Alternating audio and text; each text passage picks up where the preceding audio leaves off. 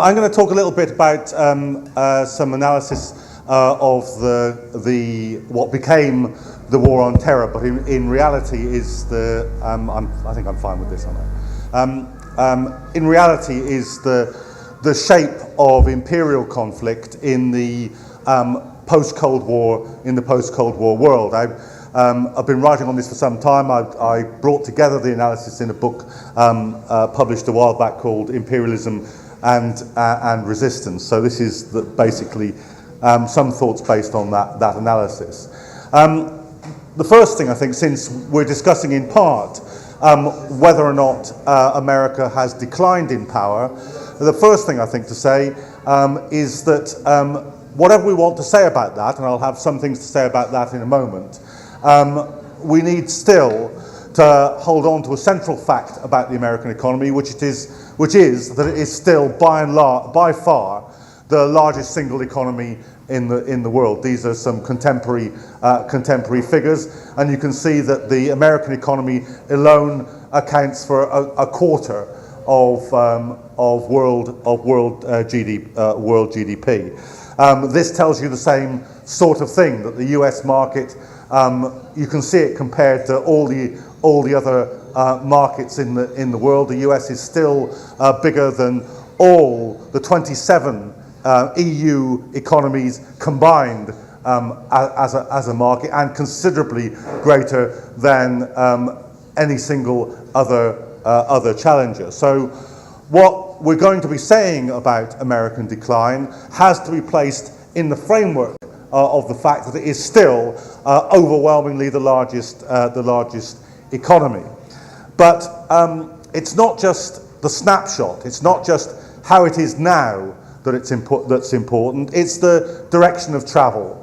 And this rather confusing graph, which looks as if it's actually about molecular biology, but is actually about the movement of the different economies. And you can see it projects into the future. The last figure is the figure for the year 2050, if current trends go on. And if current trends go on, in 2050, China will be the largest economy, India the second, and the United States the third. But as interesting, really, is what's happening in the middle of this graph, in this area here, between the year 2000 and the year 2020. Because in that 20-year period, which obviously we're nearer the end of that period than the beginning of that period now, you can see that the major European economies, France, the UK, Germany, are all declining. You can see that the United States is being knocked off the first position, and you can see very rapid growth in the Chinese economy, latterly in the Russian economy, and in the Indian economy. So when we look at the static picture, yes, it's true. America is still by far the largest economy in the world. When we look at the direction of travel, it's clear that America has very serious competitors in a way that it didn't have for most of the period after the Second World War. If we take that period as a whole and look at American economic power, the decline is even starker. After the Second World War, the US was responsible for over 50% of the manufacturing capacity of the entire global economy. Now that figure, depending on whose figures you take, is round about 22%. So the overwhelmingly powerful American economy at the end of the Second World War was already being challenged and was already in a relative state of decline by the end of the Cold War, and the projections are, or the facts of the matter are, that it is even in an even steeper relative decline compared to its most pressing competitors in the period since then.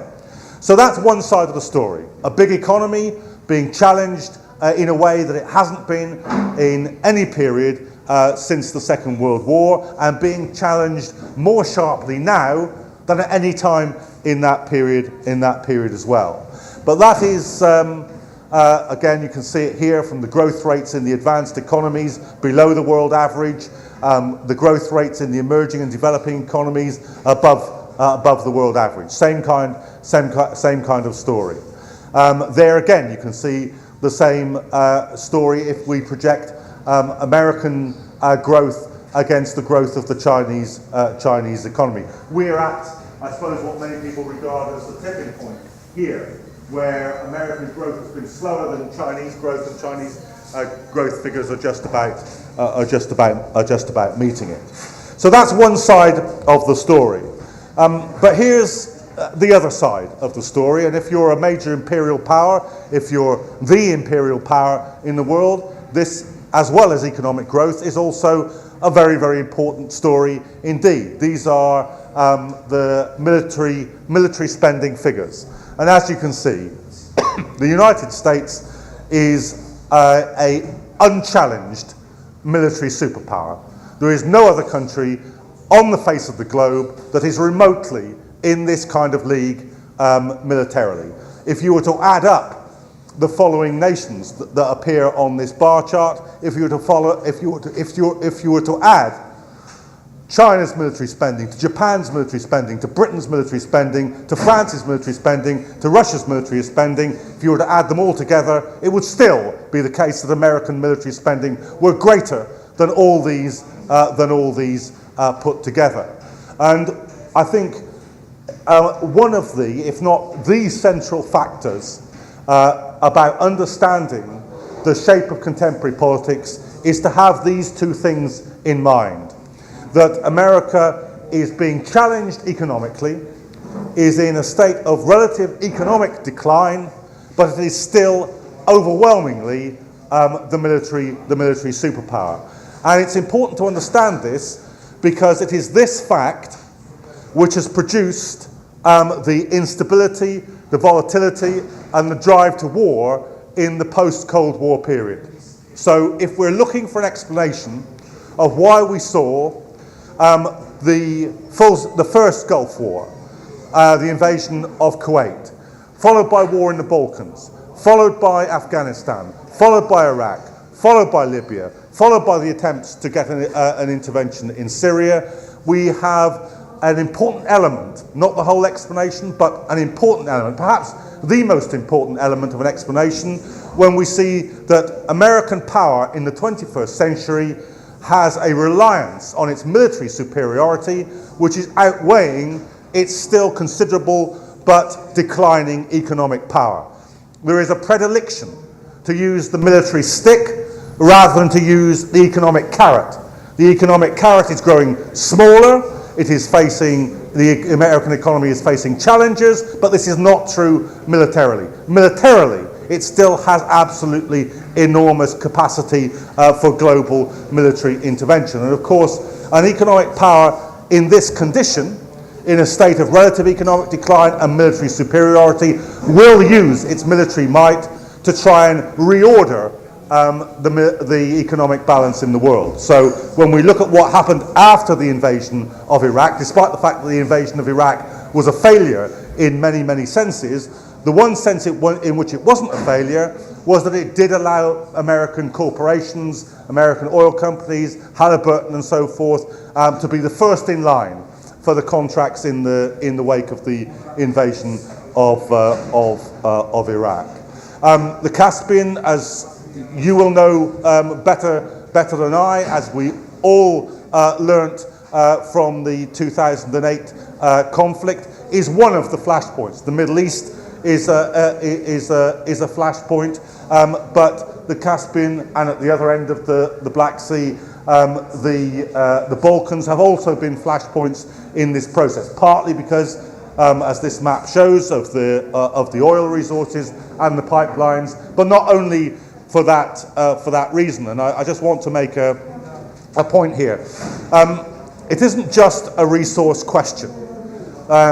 Caspian oil at the moment is reckoned to be, nobody really knows what these figures, the figures for oil reserves are notoriously are notoriously untrustworthy, not least because they're mostly generated from what the oil companies themselves say, and the oil companies lie on an absolutely industrial scale.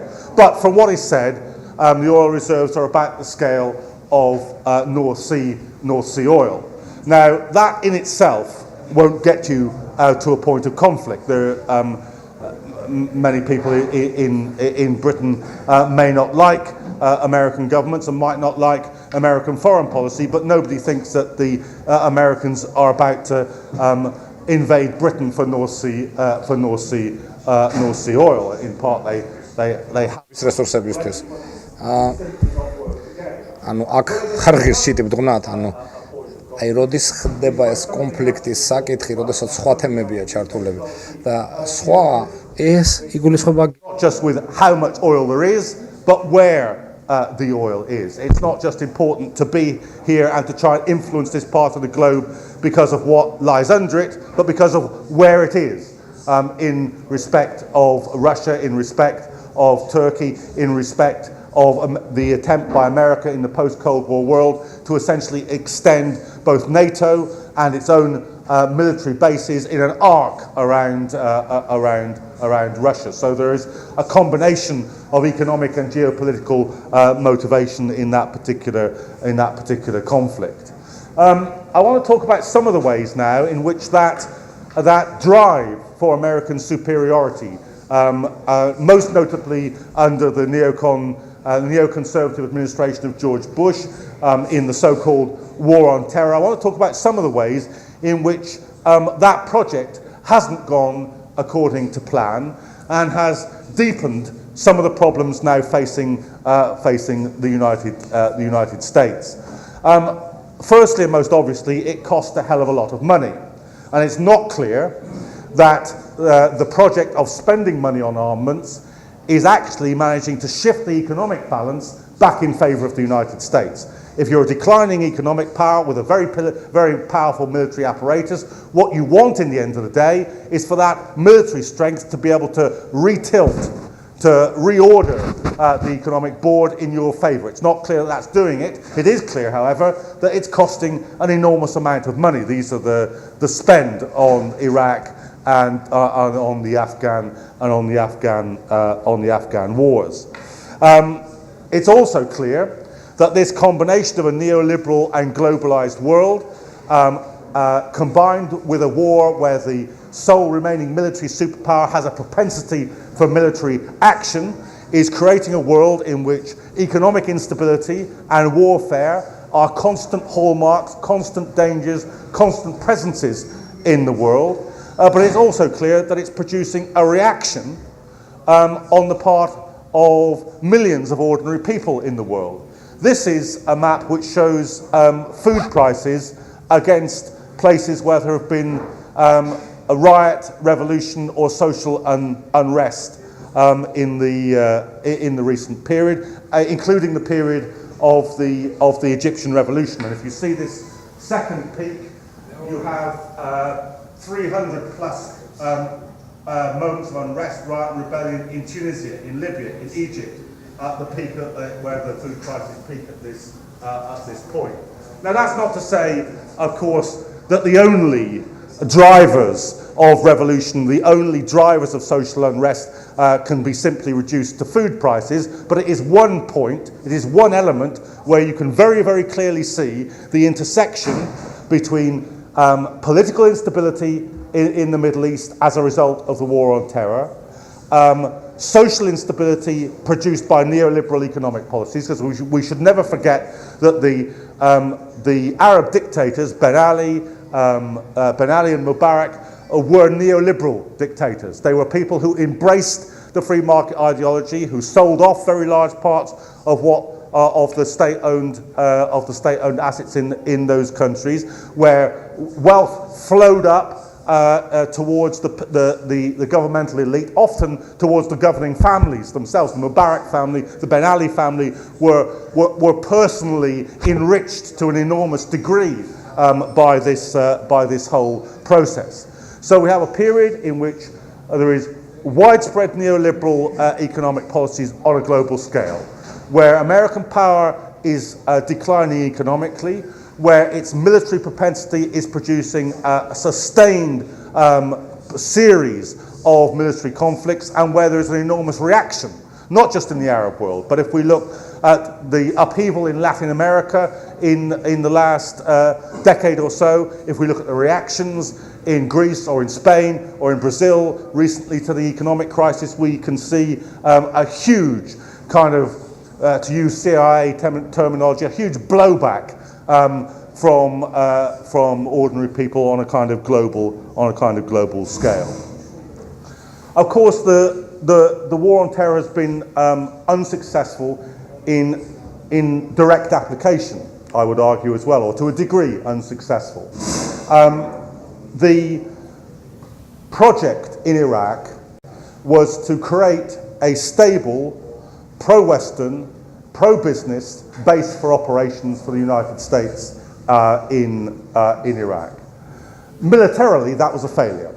At the end of this process, although, as I've said, there were various economic gains made for America in Iraq, the Iraqi government forced the United States to quit militarily. There was supposed to be, or the Americans wanted it to be, a status of forces agreement which would have left 50,000 American troops permanently stationed in Iraq. That proved to be absolutely unacceptable politically in Iraq, and the Americans were forced to quit Iraq. The current Iraqi government is composed of political forces which are, half of which are favourable to Iran. And what the Iraq war has actually done, precisely because it was a failure militarily, it was a failure for the United States, is to create Iran as an even more powerful regional player than it was before the American invasion. And we can see some of the effect of that now being fought out in Syria. The British Foreign Secretary made a speech a couple of years ago where he said there's a new Cold War in the Middle East. On one side of this Cold War are Iran, Syria, Hezbollah and Hamas. On the other side of the Cold War are Britain and America, Saudi Arabia and the State of Israel.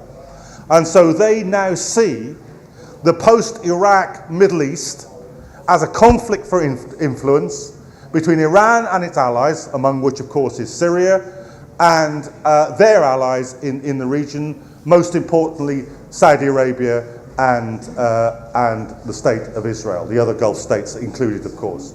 And that conflict you can see being played out very directly now in Syria, where there is effectively a proxy war between the Assad regime and its backers, including the Russian state, and the rebel forces which are being armed and increasingly controlled by Turkey and the Gulf states. You can see the failure in Afghanistan can be judged very simply. The Afghanistan war was launched on the basis that the Taliban were absolutely unacceptable and had to be removed.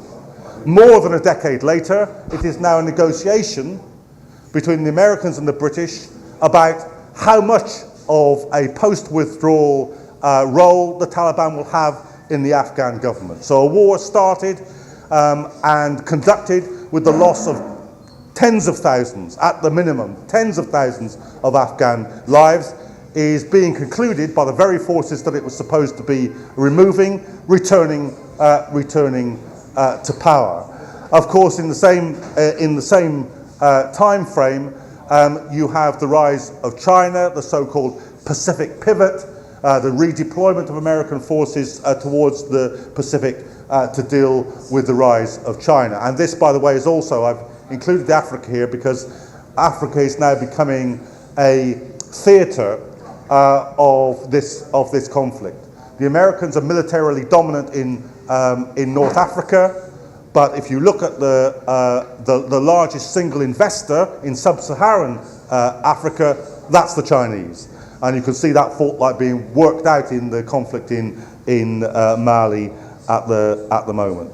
So that's a brief kind of description of the power which the American state still possesses, its paradox of being a declining economic power and an overwhelmingly superior military power, some of the consequences of that, and I believe some of the consequences of the failure to deploy that power successfully in its own interests in Iraq and Afghanistan. There's much more that I could say, but I'll leave it at that. Thank you very much.